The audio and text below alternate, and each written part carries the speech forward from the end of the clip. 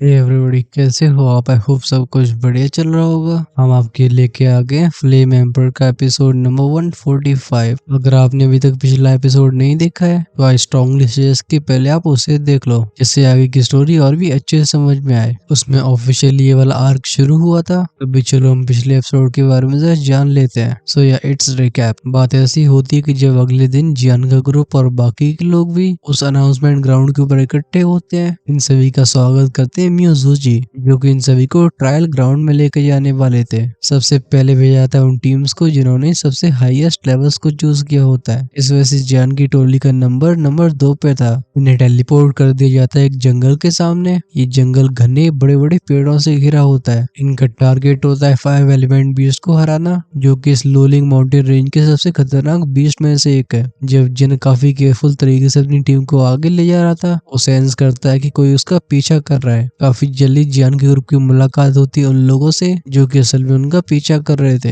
ये होता है एक और ग्रुप। इनमें एक बंदे का नाम था शुजू। लगता है इसके और लिंगजॉन के बीच में पुरानी हिस्ट्री रही है। इसने कहीं लिंगजॉन को प्रपोज करने की कोशिश करी होगी। ऑफ कोर्स उसे लिंगजॉन ने रिजेक्ट कर दिया होता है और ऐसी बेइज्जती उस बंदे से झेली नहीं जाती। इस वजह से अब जब इनकी दोबारा मुलाकात होती है, ये दोनों तुरंत ही फाइट पे उतर आते हैं। चलो हम इस ऑसम एपिसोड की यहीं से शुरुआत करते हैं। सीन बैटल ग्राउंड का दिखाया जाता है, जो कि ऑफ कोर्स पेड़ों के बीच में घिरा हुआ था। अभी शुजू लिंगजॉन को घूर रहा होता है। वो घुरा के बोलता है, लिंगजॉन तुमने मुझे रिजेक्ट करके इतने सारे लोगों के सामने मेरी बेइज्जती कर दी थी। आज तुम अपने उस एक्शन को रिग्रेट करोगी। उसकी बॉडी में से लाइफ फोर्स की पावर रेडिएट होती है, जिसने वातावरण को ऑपरेसिव ऑरे से भर दिया था। क्योंकि वो भी 6 स्टार 2 एम्पर लेवल में एंटर कर चुका होता है, क्लियरली शुजू ने भी ट्रेवलेशन पार कर ली थी। अब उसकी दुई की लाइफ एनर्जी में ट्रांसफॉर्म होने लगी होती है। जवाब में लिंगजॉन भी कोड स्नॉट करके बोलती है, हम मैं भी ये मानती हूँ कि उस समय मैंने कुछ ज्यादा गलत शब्द बोले थे, लेकिन तुम्हारी ऐसा कोई मालूम होना चाहिए था कि तुम अपनी मनमर्जी से इस लेडी के पीछे नहीं आ सकते हो। शुजू की स्ट्रेंथ और स्टेटस कैसा है, ये डेफिनेटली वो रीजन नहीं था जिसकी वजह से लिंगजॉन ने उसे रिजेक्ट किया था, बल्कि लिंगजॉन को इस लड़के के साथ कुछ गलत महसूस होता है। वो इसके अंदर एक शैडोई प्रेजेंस को फील करती है, जिससे वो इंस्टिंक्टिवली दूर रहना चाहती थी। खैर जब तक वो सोच रही होती है, हम शुजू को एक बूम की आवाज के साथ लिंगजॉन की तरफ शूट होते हुए देखते हैं। उसकी फिस्ट के सामने लाइफ एनर्जी इकट्ठी हो रखी होती है, जिसने टेरिफाइंग फॉर्म ले लिया था। जवाब में लिंगजॉन बोलती है, फ्लेम वेब। एक ही पल में उसके शरीर में से बाहर आने वाली लाइफ फोर्स ने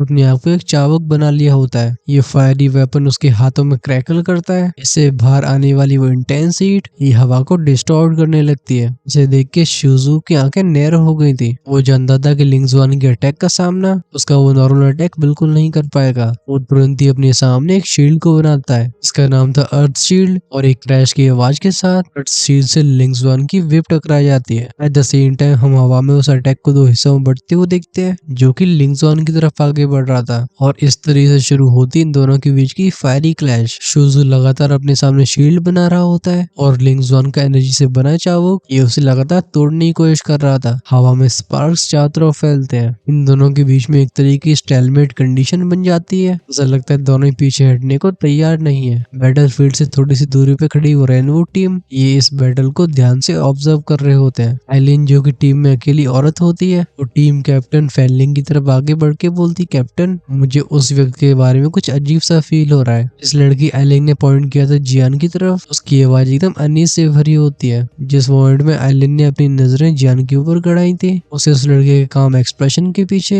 एक टेरिफाइंग स्पिरिचुअल स्ट्रेंथ महसूस होती है। फैनलिंग जो कि एक 6 स्टार 2D के मिड स्टेज का एक्सपर्ट होता है, वो भी अपनी वॉइस रिकॉर्ड के बोलता है, मैंने भी इसे नोटिस किया है। मैं इस लड़के के बारे में कुछ भी सेंस नहीं कर पा रहा हूँ। ऑफ कोर्स ये रेनबो टीम बिल्कुल ऑर्डिनरी नहीं होती। इनमें 4 6 स्टार 2D लेवल के एक्सपर्ट्स होते हैं। वहीं पे लड़की आइलिन जिसकी स्ट्रेंथ भले 5 स्टार 2D पे हो, तब इसकी स्पिरिचुअल स्ट्रेंथ अच्छी होती है। उसका काम था रेनबो टीम का रास्ता क्लियर करने का, जिससे बड़े खतरों को पहले अवॉइड कर सके। खासकर लोलिंग माउंटेन जैसी जगह पे जहाँ पे खतरों की बिल्कुल कमी नहीं है, आइलिन बहुत ही इंपॉर्टेंट हो जाती है। आइलिन कहती है इस लड़के की स्ट्रेंथ नॉर्मल नहीं हो सकती। फिर उसकी नजरें जाती है मियूइंग की तरफ। वो कहती है वहीं पे ये लड़की जो कि उसके बगल में खड़ी है, इसका और भी इसकी असली स्ट्रेंथ को नहीं बता रहा है। उस तरफ फैलने की नजरें भी पैनी हो गई थी। वो कहते हैं हमें ध्यान से बर्ताव करना होगा। ऐसी अनजानी फोर्स से टकराना इसका परिणाम खराब भी हो सकता है। सीन लौटा तब वापस से युद्ध के मैदान में। ऐसा लगता है अब यहाँ का बैलेंस टूटने वाला हो। लिंगजॉन आसमानी तरफ चिल्ला के बोलती है हो जाओ। उसकी विप में से एक टेरिफाइंग फोर्स इरप्ट इंटरप्ट होती है। फिर एक पावरफुल स्विच की आवाज के साथ हम इस चाबुक को एक ड्रैगन में ट्रांसफॉर्म होते हुए देखते हैं, जिसमें से स्कॉचिंग फ्लेम बाहर आ रही थी। ये फायर ड्रैगन तुरंत ही हवा को फाड़ देता है। पूरे बैटलफील्ड का टेम्परेचर तुरंत ही हाई हो गया था और शुजू का एक्सप्रेशन काफी सीरियस हो जाते हैं। आखिरकार वो जिस बीस्ट को देख रहा होता है वो बस दिखावे की फोर्स नहीं थी, बल्कि इसमें होती है 7th रैंक की लाइफ एनर्जी, जिसे मैच करने में शुजू स्ट्रगल कर रहा होता है। शुजू चिल्ला के बोलते हैं अर्थ शील्ड रीइंफोर्स। वो तुरंत ही अपने शरीर की एनर्जी को अपने डिफेंस में सप्लाई करने लगता है। उसके सामने की शील्ड एक्सपेंड होती है। ऐसा लगता है वो शील्ड को बनाने में अपनी पूरी ताकत लगाना चाहता हो, बट असल में बात ऐसी होती नहीं है। वो सिर्फ अपने आप को डिफेंड नहीं कर रहा था, बल्कि उसके ऐसी हड़बड़ीली मूवमेंट्स के नीचे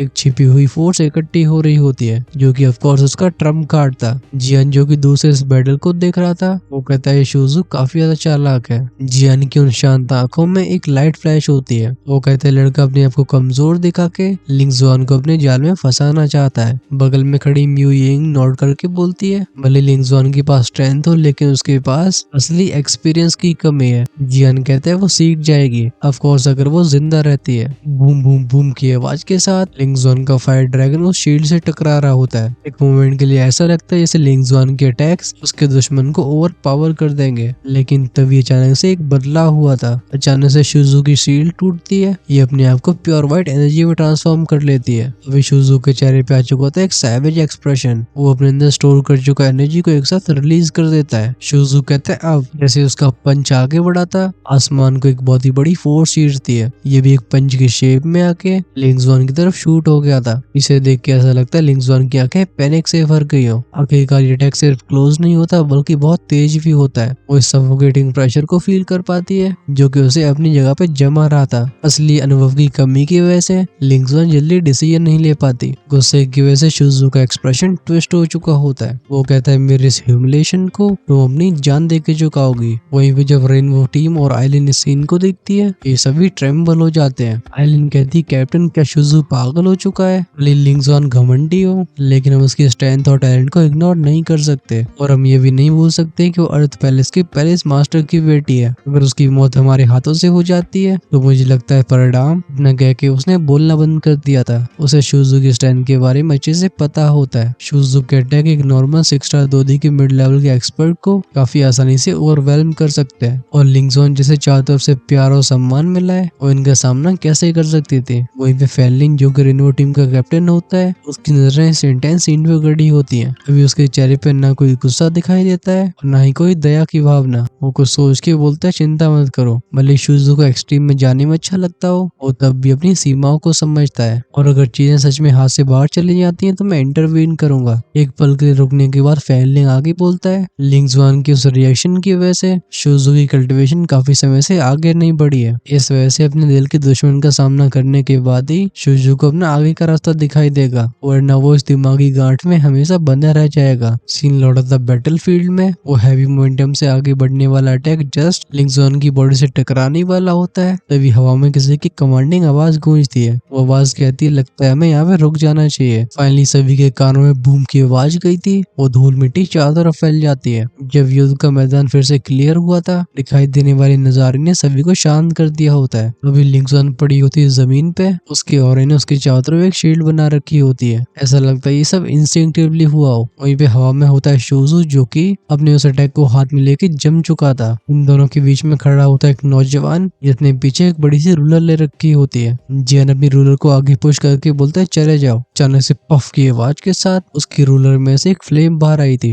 ये फ्लेम झपट्टा मारती है सीधा शुजू की तरफ। ग्रक की आवाज के साथ हम शुजू को पीछे उड़ते हुए देखते हैं। जमीन पे कई मीटर्स तक घसीटने के बाद ही उसका शरीर ठहर पाया था, लेकिन अब वो भी जमीन पे कोलैप्स हो चुका होता है। पास में खड़ी एलिन तुरंत ही शुजू के बगल में आके पूछती है क्या तुम ठीक हो? चिंता की वजह से उसके चेहरे के रंग उठ चुके थे। वहीं पे पास ही में खड़ा फैनलिन का एक्सप्रेशन भी डार्क हो चुका होता है। वो गुस्से की वजह से गुर्राते बोलते जियान क्या तुम्हें सच में ऐसा लगता है कि मेरी टीम को ह्यूमिलेट करना इसके तुम्हें कोई परिणाम नहीं भुगतने पड़ेंगे? जियान फाइनली इस बंदे की तरफ मुड़ा था। उसकी स्थिरता से भरी आवाज गूंजती है। वो कहते हैं मैं बस एक तरीके से रिस्पॉन्ड करना चाहता हूँ, अगर तुम इससे सच में खुश नहीं हो तो ठीक है, तुम अपनी टीम को लेकर साथ में हमला कर सकते हो। भले ये शब्द काफी कैजुअल तरीके से बोले गए हो, लेकिन इसमें डेंजरस टोन बिल्कुल चुप नहीं रही थी, और ये बात फैनलिन की टीम को तुरंत ही आग बबूला कर देती है। एक बंदा बोलता है तुम्हारी इतनी हिम्मत कैसे हुई? क्या तुम जानते हो हो कि हमारा कैप्टन कौन है? फैनलिंग अपने हाथ को उठा के बोलता है बहुत हो गया, मैं इससे खुद डील करूंगा। दूसरी तरफ लिंगजुआन जो कि जैसे जैसे रिकवर कर चुकी होती है, उसकी आंखें जियान को लगातार घूर रही थी। वो कहती है मैं अपने आप को संभाल सकती हूँ, मुझे तुम्हारी मदद नहीं चाहिए। ऑफ कोर्स इस लड़की की बचकानी बात को सुन के जियान कोई खास रिएक्शन नहीं दिखाता। वो बस कुछ मिनट से पिल्स को उसकी तरफ टॉस करके बोलता है ये लो, ये पिल्स तुम्हारी स्ट्रेंथ को रिकवर करने में हेल्प करेंगी। इससे पहले लिंगजुआन मुंह फुला पाती, साइड से मीविंग बोलती है कंज्यूम कर लो, ये तुम्हारी हेल्प करेंगी। लिंगजुआन को इतना स्टंट जियान के एक्शन ने नहीं किया होता जितना ज्यादा म्यूइंग ने किया था, क्योंकि वो शुरुआत से नोटिस कर रही थी कि म्यूइंग बिल्कुल भी फालतू बात नहीं करती है, लेकिन उसका खुद दिलासा देना ये काफी अनएक्सपेक्टेड था। दूसरी तरफ आइलिन मुड़ती है फैनलिंग की तरफ। वो कहती है कैप्टन शुजू की चोट है, ये उसके जान के ऊपर खतरा नहीं है। न कहने के बाद वो हेस्टेट करने लगती है। जवाब में फैनलिंग बोलते है क्या? आइलिन एक फ्रस्ट्रेशन से भरी वॉइस में बोलती है पता नहीं क्यों, लेकिन एक फोर्स उसके शरीर में जा चुकी है, मुझे ऐसा लगता है वो जल्दी जागने वाला नहीं है। ये सुन के वो फैनलिंग और भी गुस्सा हो जाता है। जैसे ही उसका ऑरा फैलता है, क्रैक क्रैक क्रैक की आवाजों के साथ चारों तरफ जमीन में पड़ी चीजें नीचे प्रेस होने लगती हैं। वो जियान की तरफ मुड़ के गुर्रा के बोलते है बेस्टर्ड, क्या तुझे सच में ऐसा लगता है कि तू मेरे टीममेट के साथ मनचाहा बर्ताव कर पाएगा? ये सुन के जियान फिर से कैजुअल आवाज में कहता है अगर तुम्हें फाइट करनी है तो फिर फाइट करो, इतना बकवास करने की क्या जरूरत है? बस इसी इंस्टेंट में बैटल इरप्ट हो जाती है। फैनलिंग का और एकदम पीक पे पहुंचता है और इसके जवाब में जियान के शरीर से बाहर आने वाली फ्लेम्स और भी ब्राइट हो जाती हैं। वो पूरी तरीके से फायरी फिगर लग रहा था और उसका हवा में आगे बढ़ने वाला हर एक कदम स्पेस को एकदम डिस्टॉर्ट कर रहा होता है। बिना हेजिटेशन के फैनलिंग ने हैंडसीज चेंज करनी थी। एक पावरफुल टेक्निक जियान की तरफ लॉन्च कर दी जाती है। जवाब में जियान बस अपने रूलर को उठाता है। दोनों टैक्स बैंक की साउंड के साथ टकराते हैं। ये दोनों एक दूसरे को नलिफाई कर देते हैं। आसमान एक बार फिर से क्लैंक क्लैंक बैंक बैंक की आवाज उससे बढ़ जाता है। हम कुछ और एक्शन जिसके बाद दोनों को पीछे हटते हुए देखते हैं। बात बस ऐसी ही होती है कि जब हमारा ध्यान जाता है फैनलिंग के ऊपर, हमें मालूम पड़ता है कि फैनलिंग के सीने पे एक डेंट आ चुका है। वो गहरी सांसें लेते हुए बोलता है लगता है तुम उससे भी ज्यादा स्ट्रांग हो जितना मैंने सोचा था। इसके जवाब में जियान कहता है अगर तुम्हारा हो गया हो तो तुम अपने वुडन टोकन को मुझे दे सकते हो। इस वक्त सरप्राइज होने की बारी उस फैनलिंग की थी। वो अपनी आंखें नैरो करके बोलता है तो तुम्हें शुरुआत से उस वुडन टोकन के सीक्रेट के बारे में बताता।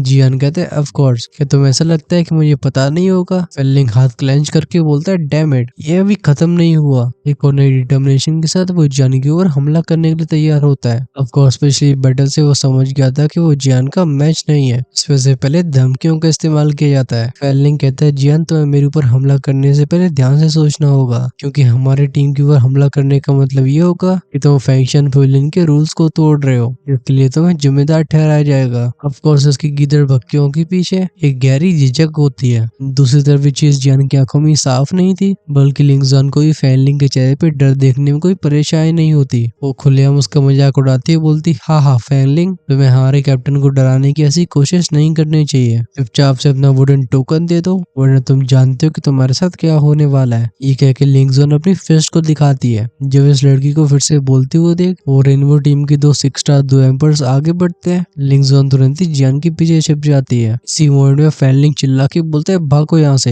हमें बिखरना होगा। उसके मुंह से शब्द बाहर आए थे। रेनबो टीम के मेंबर्स बहुत तेजी से डिस्पर्स होते हैं। ये सभी दिशाओं में भागने लगते हैं। बस इनके लिए अफसोस की बात ये थी कि जियान की स्पिरिचुअल स्ट्रेंथ ने पहले इनके प्लान्स को सेंस कर लिया होता है। ये सभी जस्ट बिखरे होते हैं। तभी बूम की आवाज के साथ एक पेक्यूलियर वेव जिसका आकार 50 मीटर बड़ा होगा वो इनके सामने के स्पेस को पूरी तरीके से जमा देती है। ये स्पेस के कैदी हो गए थे। फैनलिंग जो कि सबसे तेजी से आगे बढ़ा था, इस बैरियर से टकराने वाला वो पहला होता है। उसका चेहरा भर जाता है तुरंत ही पैनिक से। आखिरकार उसकी टीम का वुडन टोकन जो कि नाइटमेयर लेवल के टास्क को चुनने में मिला होता है वो उसके ही पास था। यहाँ से भागने में सफल न होना इसका मतलब हुआ इस कंपटीशन से हाथ धो बैठना। पीछे से जियान की काम आवाज सुनाई देती है। वो कहता है भागने से तुम्हारा कोई फायदा नहीं होगा, तुम यहीं पे रुको, काफी जल्दी तुम्हारे टीममेट्स भी तुम्हें ज्वाइन करेंगे। अचानक से जियान का फिगर किसी घोस्ट की तरह फ्लैश हुआ था। चारों तरफ वाइब्रेशंस फैलती हैं। फैनलिंग सेंस करता है कि वो एक दलदल में फंस गया है। कुछ पतले पतले धागों ने उसके शरीर को रोक के रखा था। फाइनली वो डर उसके चेहरे पे दिखाई देने लगा था। फैनलिंग कहता है ये क्या चीज है और तुम क्या प्लान कर रहे हो? उसे जियान और इस मिस्टीरियस फॉर्मेशन के बीच में कनेक्शन फील होता है। इसके जवाब में जियान कहता है ये बस एक छोटी सी फॉर्मेशन है जो तुम्हें ट्रैप करके रखेगी। उसे जैसे जैसे फैनलिंग के चेहरे के बदलाव दिख रहे थे वो चुपचाप से एक फॉर्मेशन फॉर्म करने लगता है। फैनलिंग जो कि इस फॉर्मेशन की स्ट्रेंथ को देख के समझ जाता है कि कम समय में से बाहर जाना उसके लिए पॉसिबल नहीं है। वो फाइनली अपने आप को शांत रहने में मजबूर करता है। फेनलिंग कहता है तुम काफी अच्छे स्ट्रेटेजिस्ट हो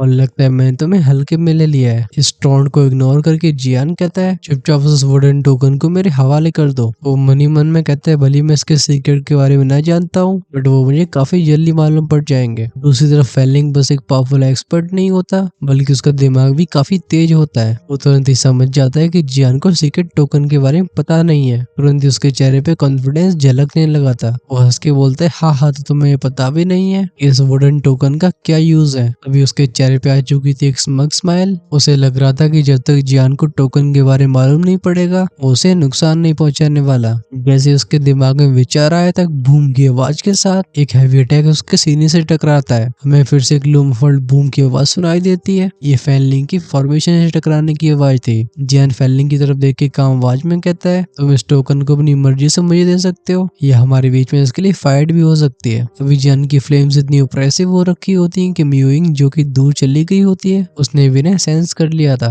वो मनी मन में कहती है लड़का जियान की बॉडी में उस पावर को सेंस करके म्यूइंग को अपना सा महसूस होता है। अभी फेनलिंग किसी जख्मी जानवर की तरह हो चुका था। वो जियान की तरफ देख के गुर्रा के बोलता है अगर तुम्हें सच में ऐसा लगता है कि तुम्हारी फ्लेम मुझे पूरी तरह सरप्राइज कर पाएगी तो चलो मैं भी ये देखना चाहूंगा कि क्या तुम मेरी लाइफ फोर्स का सामना कर सकते हो। फेनलिंग चेंज करता है एक हाथ से हैंड सील। उसकी बॉडी में से इंटेंस रिपल्स फैलने लगती है। फाइनली उसके शरीर को घेरती एक सफेद रंग की ऊर्जा जो कि चकाचौंध करने वाली रोशनी को बिखेर रही थी। भले उसकी नई कल्टीवेशन इतनी ज्यादा स्थिर नहीं हो अभी फोर्स क्रिटिकल मोमेंट में उसकी मदद कर सकते थे। रेनबो टीम के 4 मेंबर्स में से एक बोलता है कैप्टन क्या ये सच में अपनी लाइफ फोर्स का यूज कर रहे हैं। अभी बाकी मेंबर्स के चेहरों पर भी एंटिसिपेशन दिखाई दे रही होती है। एक बंदा कहता है इस लड़के को कोई बचा नहीं सकता है। हमारे कैप्टन की स्टैंड 6 स्टार 2 एम्पर के मिड स्टेज पे है और क्योंकि उनके पास 7th रैंक की लाइफ फोर्स है मुझे नहीं लगता है कि वो हारने वाले हैं। दूसरी तरफ लिंग्सवान फेनलिंग की लाइफ फोर्स को सेंस करती है। वो कहती है इतनी कमजोर क्यों है। म्यूइंग अभी इस सीन को ऑब्जर्व कर रही थी। वो चीजों को एनालाइज करके बोलती है मुझे लगता है ये इनकम्प्लीट है।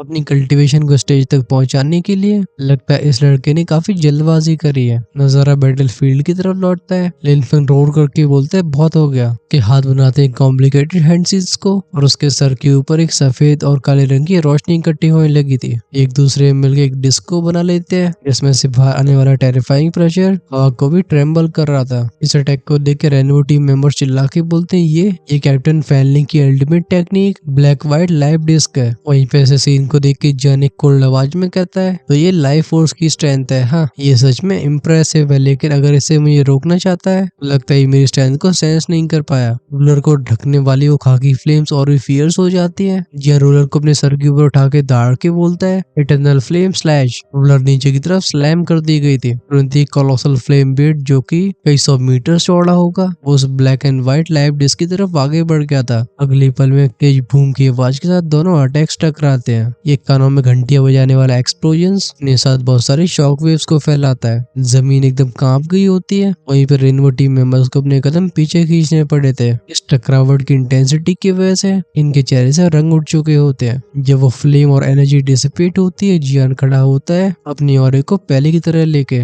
वहीं पे फेनलिंग जिसके कदम बिल्कुल अस्थिर होते हैं वो लगातार उन्हें पीछे खींच रहा होता है। फेनलिंग कहता है ये इम्पॉसिबल है। उसकी आंखें एकदम लाल हो चुकी होती है। जियान उसकी तरफ आगे बढ़ के बोलता है तुम हार गए हो अब उस वुडन टोकन को मुझे दे दो। भले हार और जीत साफ हो गई हो तभी मीफंग के एक्सप्रेशन कुछ खास अच्छे नहीं होते। वो एक चिंता से भरी आवाज में कहता है इन दोनों की बैटल की वजह से जो फ्लक्चुएशंस रिलीज हुई है इसकी वजह से लोग यहाँ पे आकर्षित नहीं होंगे। इसका जवाब देने वाली म्यूइंग थी। वो कहती है तुम्हें इसके बारे में चिंता नहीं करनी चाहिए। इस पूरे एरिया को जियान की फॉर्मेशन ने ढक लिया है और वो रिपल्स इसके बाहर नहीं जा सकती। ये सुन के मीफंग नोड करता है लेकिन उसकी आंखों में वो सवाल अब भी रह जाता है। जियान की बेटर स्ट्रेंथ को देख के म्यूइंग खुद को स्माइल करने से रोक नहीं पाती। दूसरी तरफ लिंग्सवान भी एकदम स्टर्न थी। उसे पता था कि उसके जियान के बीच में एक गैप है लेकिन ये स्ट्रेंथ गैप कितना बड़ा हो सकता है ये आज वो जान रही है। सीन वापस से फेनलिंग की तरफ लौटा था। अब तक वो सॉफ्ट और हार्ड दोनों ही अप्रोचेस को ट्राई कर चुका होता है लेकिन जब उसके काम कुछ भी नहीं आता उससे एट द एंड हथियार डालने पड़ते हैं। वो 2-3 बार खांस के बोलते लिटिल ब्रदर हमारे बीच में ऐसी मारकाट की क्या जरूरत है। ऑफ कोर्स जियान इन बातों में फंसता नहीं है। वो पैनी आवाज में कहता है तुम उसे क्या छिपा रहे हो। फेनलिंग अपने जले हुए सीने को पकड़ के बोलता है वो लकड़ी का टोकन बिल्कुल बेकार है। ये सुन के जियान की आंखें नैरो हो जाती हैं। बिना कुछ कहे उसका हाथ आगे बढ़ा था। ऐसा लगता है फिर से अपनी रूलर को निकालना चाहता हो। तुरंत ही फेनलिंग के चेहरे से बच्चे को रंग उड़ जाते हैं। वो डर के बोलता है ठीक है मैं तुम्हें ये वुडन टोकन देता हूँ। जैसे उसने वुडन टोकन को स्टोरिंग से बाहर निकाला होता है, जियान के इशारे में उसे अपने हाथ में ले लेता है। क्योंकि उसे टोकन के बारे में कुछ पता नहीं होता, जियान इसे लिंगजॉन की तरफ भेज के बोलता है इसे देखो जरा, क्या ये सच में असली है।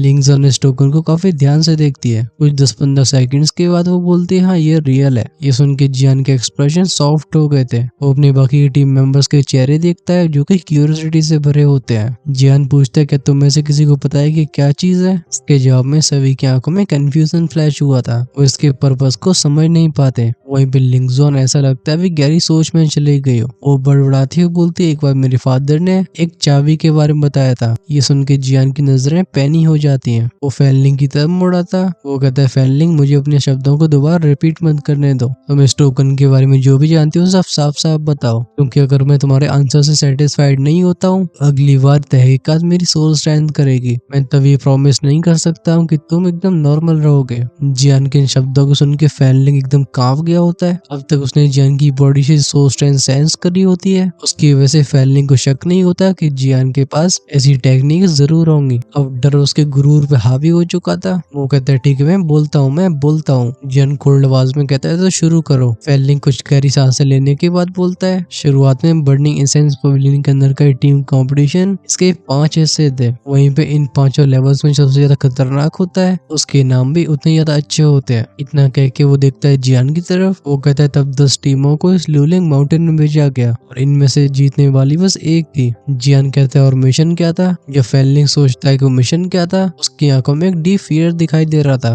वो कहता है मिशन था 5 एलिमेंट बीज को हराना। वो सोच रहा होता है कि उसके शब्द सभी को स्टन कर देंगे और इन शब्दों ने सभी को स्टन किया भी था, बस सभी के जम जाने का कारण अलग होता है। मीफंग कहता है 5 एलिमेंट बीस्ट। फैनलिंग कहता है हाँ ये कोई ऑर्डिनरी बीस्ट नहीं होता। 5 एलिमेंट बीस्ट लोलिंग माउंटेन के 3 रूलर्स में से एक होता है। इसकी बॉडी, ब्लड एसेंस और डीमन कोर ये किस लेवल की ट्रेजर्स हैं तुम ये सोच भी नहीं सकते। ऑफ कोर्स इन्हें हासिल करना इतना आसान कैसे हो सकता है। जियान अपनी भौं से कोड़ के पूछता है लेकिन इसका वुडन टोकन से क्या लेना देना है। फैनलिंग फिर से ठंडी सांस भरता है। वो बताता है कि 5 एलिमेंट बीस्ट की टेरिटरी में घुसने की ये वुडन टोकन चाबी है। बिना इन 3 टोकन्स के उस जगह के स्पेशल बैरियर के आर पार जाना ये पॉसिबल नहीं है। इस लोलिंग पहाड़ की सबसे 3 ऊंची चट्टानें हैं, उनमें से एक स्थान होता है 5 एलिमेंट बीस्ट का। इस जगह ने न जाने कितने एक्सपर्ट्स की जान ली है और इन सभी की एनर्जीज के इकट्ठे होने की वजह से ऐसी मिस्टीरियस फोर्स बनती है जिसे ये टोकन ही दबा सकते हैं। तो मामला जियान को समझ में आ गया था।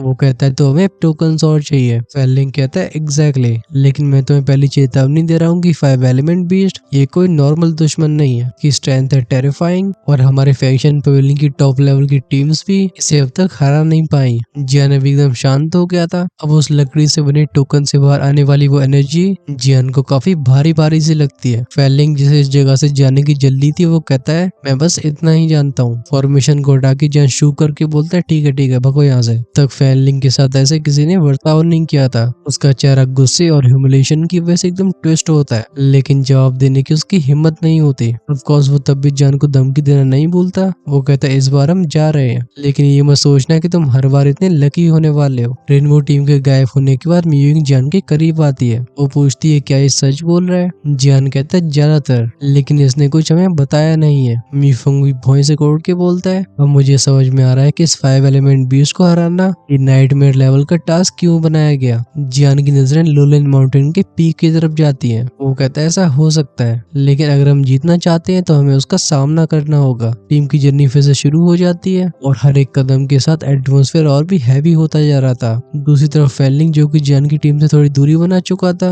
अपनी दांती मीज के बोलते है जियान तुम बस इंतजार करो, इस लोलिंग माउंटेन के वो 3 जायंट्स हमें बता देंगे कि तुम उनके सामने कुछ नहीं हो। भले रेनबो टीम ने अपने वुडन टोकन को खो दिया हो बट वो गिव अप नहीं करते हैं। ये अब भी औरों के वुडन कार्ड को लेके 5 एलिमेंट बी से फाइट करने की मनसा रखते थे। दूसरी तरफ जियान का ग्रुप जैसे जैसे आगे बढ़ता है ये फील करते हैं कि जंगल कितना ज्यादा बड़ा है। जियान कहते हैं अजीब बात है, मुझे ऐसा क्यों लग रहा है कि जितना ज्यादा हम अंदर जा रहे हैं उतना ही इनविजिबल विजुअल सप्रेशन बढ़ता जा रहा है। अगर सच में चीजें ऐसी चलती रहती हैं तो जब हम 5 एलिमेंट बीच तक पहुंचेंगे तब हमें सिर्फ उसका सामना ही नहीं करना होगा बल्कि ये चीज भी हमारी स्टैंड को खा रही होगी। लिंग जॉन जो कि गहरी सोच में थी वो कहती है, जहाँ तक मैं जानती हूँ इस माउंटेन को 3 हिस्से में बांटा गया है। वो सामने की तरफ इशारा करके बोलती है, क्या तुम्हें वो 3 पीक्स दिखाई दे रहे हैं? जियान सबसे ऊंचे सिरों को ध्यान से ऑब्जर्व करता है। लिंग जॉन कहती है, 3 रेंजेस यहाँ पे लोलिंग माउंटेन्स के किंग्स रहते हैं। इनमें तीसरा है सेलेस्टियल आई जायंट बीस्ट जिसके पूरे शरीर में आंखें आंखें भरी हैं। जो भी टीम्स इसका सामना करती हैं वो जनरली अनकॉन्शियस पाए जाते हैं। ये बताता है कि इसकी आंखें कितनी टेरिफाइंग है। और दूसरा बीस्ट है 5 एलिमेंट बीस्ट। इस क्रीचर से डील करना बहुत कठिन है और जिस तरीके से इसे हमारा मिशन बनाया गया है लगता है इस बीस्ट के चारों तरफ और भी सीक्रेट्स होंगे। वहीं पे जहाँ तक बात रही फर्स्ट की तो ये है डेड बीस्ट। इसके बारे में कोई कुछ खास जानता नहीं है। जियान सीरियस एक्सप्रेशन के साथ बोलता है, हमें उस माउंटेन रेंज के अंदर एंटर करने के लिए 3 कीज चाहिए होंगी।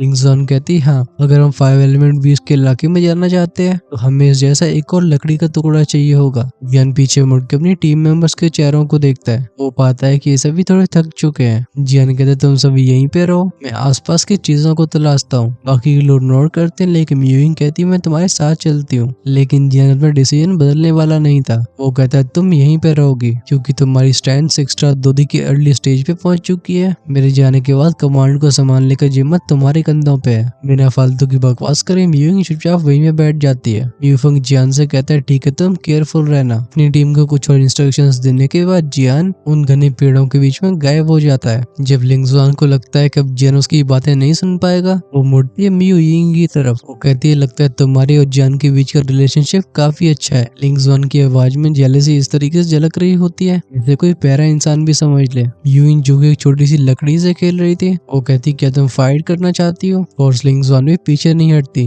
वो हम करके बोलती, क्या तुम्हें सच में ऐसा लगता है कि मैं तुमसे डरती हूँ? तुम ये मत भूलो कि मैं एक पैलेस मास्टर की बेटी हूँ। अगर तुमने मुझे नुकसान पहुंचाया तो मैं तुम्हें सेक्ट से बाहर निकलवा दूंगी। वैसे लड़की धमकियां तो कुछ और भी देना चाहती थी लेकिन उसे ये मौका नहीं मिलता क्योंकि स्विच की आवाज के साथ म्यूइंग का फिगर सीधा उसके पीछे अपेयर हुआ था और उसकी हथेली जिसे ब्लू फ्लेम ने ढक रखा था वो पहुंच जाती है लिंग जॉन की गर्दन के बगल में। भले लिंग जॉन को म्यूइंग की फ्लेम में एक खतरनाक लेवल की हीट एनर्जी फील हो रही हो लेकिन उसका दिल ठंडा पड़ चुका था। म्यूइंग हल्की आवाज में कहती है, अपने शब्दों का तुम्हें ध्यान रखना होगा क्योंकि अगर तुमने इस मिशन में और भी कुछ गड़बड़ी करी तो मैं एक्शन लेने में बिल्कुल हिचकिचाऊंगी नहीं। वहीं पे जब म्यूफंग देखता है कि आखिर हो क्या रहा है वो तुरंत ही बीच बचाव करने के लिए आगे आता है। वो कहता है, रुको रुको। अगराते समय जियान तुम दोनों को इस तरीके से देखता है तो हमारी खटिया खड़ी हो जाएगी। लेकिन बेचारे म्यूफंग को क्या पता था कि ऐसे समय पे उसे बोलना नहीं चाहिए। दोनों लड़कियां उसकी तरफ मुड़ के एक ही आवाज में बोलती हैं, चुपचाप रहो। ये सुन के म्यूफंग का चेहरा लाल पीला हो गया था। वहीं पे जियान जो कि अपनी टीम को पीछे छोड़ आया होता है उसके दिमाग में गूंजती है शेनियान की आवाज। शेनियान कहती है, स्पेस बहुत अनयूजुअल है, मुझे लगता है तुम यहाँ पे